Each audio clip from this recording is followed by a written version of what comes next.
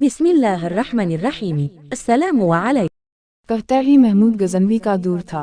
एक शख्स की तबीयत नासाज हुई तो तबीब के पास गया और कहा कि मुझे दवाई बना के दो। तबीब ने कहा कि दवाई के लिए जो चीज़ें दरकार हैं सब हैं सिवाय शहद के। तुम अगर शहद कहीं से ला दो तो मैं दवाई तैयार किया देता हूँ। इत्तिफाक से मौसम शहद का नहीं था। इस शख्स ने हकीम से एक डब्बा लिया और चला गया। लोगों के दरवाज़ा खटखटाने लगा मगर हर जगह मायूसी हुई। जब मसला हल ना हुआ तो वो महमूद गजनवी के दरबार में हाजिर हुआ। वहाँ अयाज ने दरवाज़ा खोला और दस्तक देने वाले की रौदात सुनी। इसने वो छोटी सी डब्बी दी और कहा कि मुझे इसमें शहद चाहिए। अयाज ने कहा आप तशरीफ रखिए, मैं बादशाह से पूछ के बताता हूँ। अयाज वो डब्बी लेकर बादशाह के सामने हाजिर हुआ और अर्ज़ की कि बादशाह सलामत, एक साइल को शहद की ज़रूरत है। बादशाह ने वो डब्बी ली और साइल पर रख दी। अयाज को कहा कि 3 बड़े डब्बे शहद के उठाकर इसको दे दिया जाए।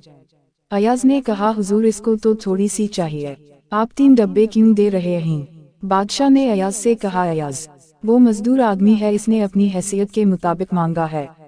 हम बादशाह हैं, हम अपनी हैसियत के मुताबिक देंगे।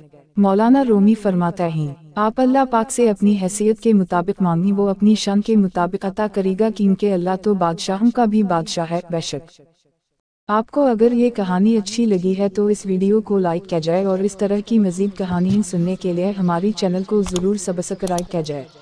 कहानी सुनने का शुक्रिया। मिलते हैं अगली वीडियो में, तब तक के लिए अल्लाह हाफिज़।